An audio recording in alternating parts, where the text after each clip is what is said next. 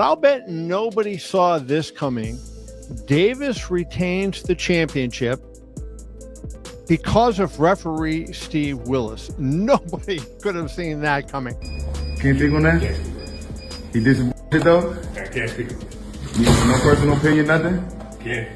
That show you right there, he got power. Cash cow. That's what I'm saying. He put in the seats. And I'll tell you what, Steve Willis also knew there was a count because he started counting. The crux of the controversy lies in the 9th round, when Davis took a knee. Many argue that this action should have been ruled a knockdown, which would have significantly impacted the judges' scorecards. The failure to acknowledge the knee as a knockdown has led to widespread debate about the fight's legitimacy. Against Formoso Hernandez, when he lands the punch and turns his back and takes a knee, he gets counted. You think of Miguel Cotto against Antonio Margarito, where, you know, it was under duress and he just took that knee. And of course, my compadre right here, Chris Algieri against Ruslan Provodnikov as well. It wasn't a particular shot. You feel something, you feel discomfort, you take a knee. All those times, there's a count, dude. I mean, and I'll tell you what, Steve Willis also knew there was a count because he started counting and then stopped. Yeah, we'll get to it. There's more than one pillar of this defense for Lamont Roach Jr., but the first one's a knockdown, Chris. Yeah, I mean, we have a ton of experts on the panel today. I'm going to speak from a fighter standpoint, just like you did, Champ. You know, and you can argue whether that right hand landed clean or if it landed hard or how hard those jabs were. It doesn't matter. Champ, when you mentioned when I took that knee against Ruslan Provodnikov, I actually didn't get hit. I was still recovering from the last knockdown when my orbital was damaged. My eye was damaged. My vision was impaired.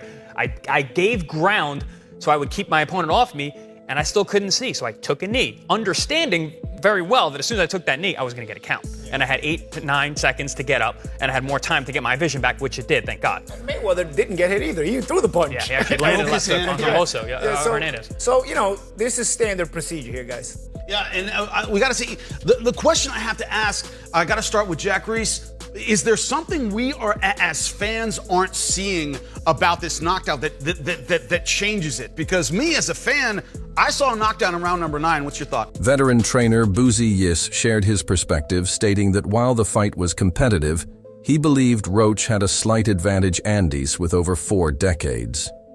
In boxing, remarked that he had never witnessed a scenario where a fighter took a knee without it being ruled a knockdown.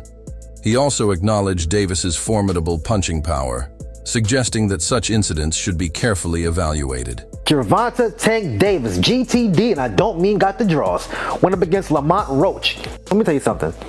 Tank got spanked. Roach should have won. And Tank even dropped to his knee. It should have been called a knockdown. But they let it slide. They said, you know what? He said he had grease in his eye from his braids.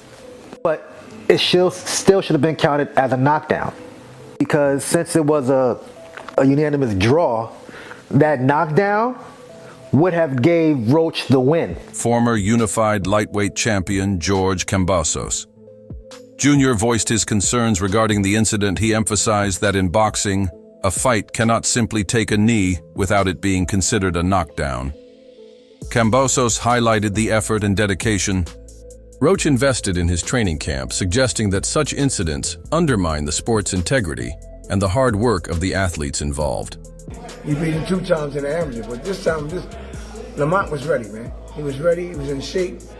He took Tank punches, you know what I mean? And they was going back and forth, you know what I mean? And I thought it was a real close fight, but I thought Lamont edged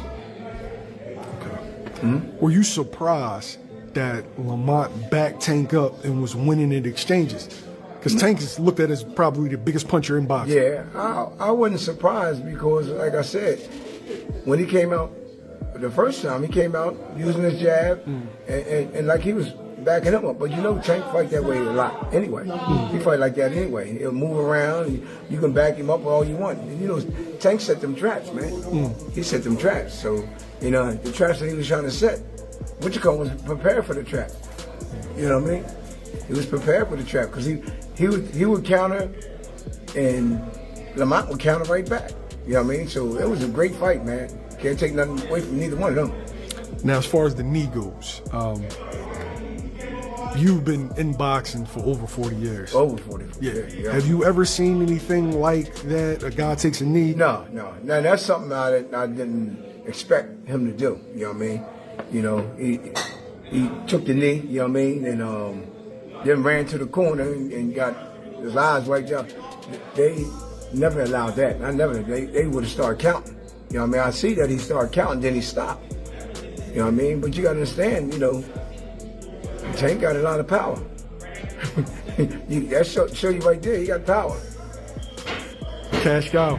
That's what I'm saying. He put asses in the seats, man. Somebody said Yeah. him getting his face wiped off, him sticking his head through the ropes and getting his face wiped off was supposed to be a disqualification. Is that a rule? That's what they say. That's what they say. Renowned trainer Robert Garcia weighed in on the situation, asserting that referees should halt the contest if a fighter takes a knee without a legitimate reason, such as a low blow. Garcia pointed out that boxing rules do not permit fighters to call for timeouts during a round. He expressed surprise over Willis's decision, noting that Willis is generally regarded as a competent referee.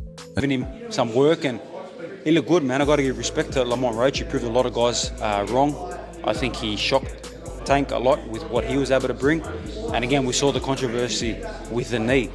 To me, that's a knockdown. You can't just take a knee and decide to, go to your corner and get your face wiped. So, if that's a 10-8 round, Lamont wins the fight. So it's unfortunate, but that's the fight game. Hopefully they'll do it again and he gets paid, what he's worth. Have you ever seen anything like that in boxing before? A guy sort of just voluntarily. We've seen Floyd take a knee and be put on the count. We've seen Miguel Cotto, take a knee, obviously into his corner, be put on the count. If we're allowed to start taking knees and run to our corners, well, I'm gonna start doing it too. If I as soon as I feel something, everyone will start to do it. But it's just not right. You're a warrior. Doesn't matter if there's grease in your eye, a bit of gel in your eye, or whatever excuse you want to use. I've been through wars where there's blood pouring in my eyes. In the Lomachenko fight, blood was pouring. I'm wiping it away. We've seen it with other fighters. We don't get opportunities just to take a knee, go to our corner, wipe us up, and might as well have a coffee and have a laugh and then get back to action. It doesn't work that way.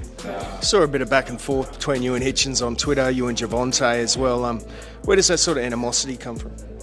They just love mentioning Kambosos. They love the name, and like I said, when we're getting called out and spoken about by the world level guys, the champions, they're all champions, world champions. It shows how big our name is, and like it or not, we still have one of the biggest names in this game. Love me or hate me, you have to respect what I've been able to do, the guys I've been able to fight, and still, headlining big shows and still in line for more title fights and opportunities to become two division. Lightweight contender Rayleigh Romero offered a more empathetic perspective, acknowledging that all fighters can have off nights, he suggested. That Davis's performance might have been below his usual standard, implying that external factors could have influenced the bout's outcome. And should it have been a disqualification? Look, it could have easily been a disqualification too, or a referee stops contest, because look, there's no way a fighter could take a timeout and go get his, during the round. There's no way a fighter could say, okay, timeout, because he took a knee like a timeout kind of thing, and walk to his corner to wipe his face. That's fucking unheard of and never seen before. There's no way that's legal in boxing. It shouldn't have.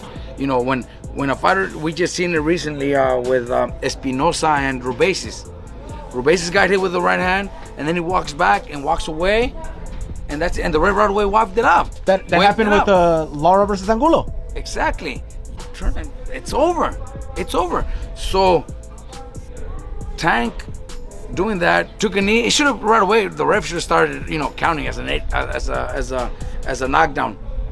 But he still walks away to his corner. I'm actually, surprised that the ref didn't call it a knockdown, because he's a really good ref. Willis is a really good Willis ref. is a great ref, one of the best in boxing right now, and that was a big mistake. He should have counted as a knockdown. Like I told you, I wouldn't have been surprised if when he walked away, if he would have just waved it up, because that's walking away from the fight. Because of the odds, during the break, tell the corners to wipe it out. And you can't do that when the fight's going on. There's no way, nothing. You can't do that when the fight's going on. You can't time out, take a knee, and walk away. There's just no way. You know, but it is boxing, and a lot of Reports indicate that Davis made notable changes to his training regimen for this fight, including training in Washington, D.C. without his longtime coach, Calvin Ford.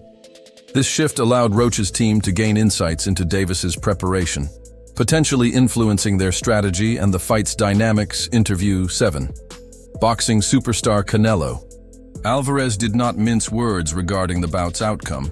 He opined that Davis should have been disqualified due to the incident where his corner entered the ring to assist him without the referee's permission, which is against boxing regulations. Alvarez's stance underscores the gravity of adhering to established rules to maintain the sport's integrity.